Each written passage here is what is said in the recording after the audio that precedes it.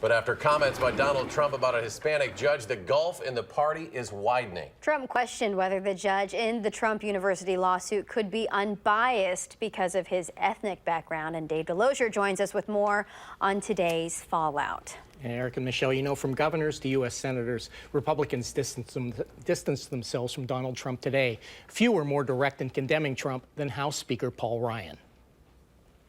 I regret those comments that he made. I don't think claiming a person can't do their job because of their race is sort of like the textbook definition of a racist comment. House Speaker Paul Ryan reacted pointedly to statements made by presumptive GOP nominee Donald Trump about the judge presiding over the Trump University lawsuit. Trump questioned whether the judge's Hispanic heritage would make him biased. He's a member of a club or society very strongly pro-Mexican, which is all fine.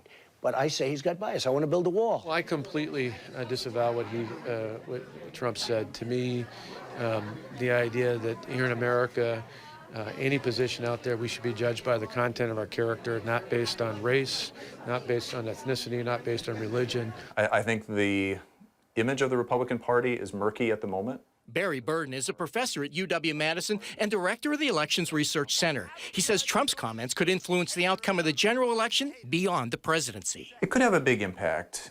It's going to be difficult for Republicans who are running for office this November to, on the one hand, be unified with the party, and most of them are now either endorsing or supporting Trump as the nominee and say they'll vote for him, but also distance themselves when he does things like this. A measure of the rift the GOP is dealing with can be seen in this from South Carolina Senator Lindsey Graham, who said Trump's comments were un-American, adding, there will come a time when love of country will trump hatred of Hillary. And in the middle of it all, trying to hold the party together, Paul Ryan. And so I see it as my job as Speaker of the House to help keep our party unified.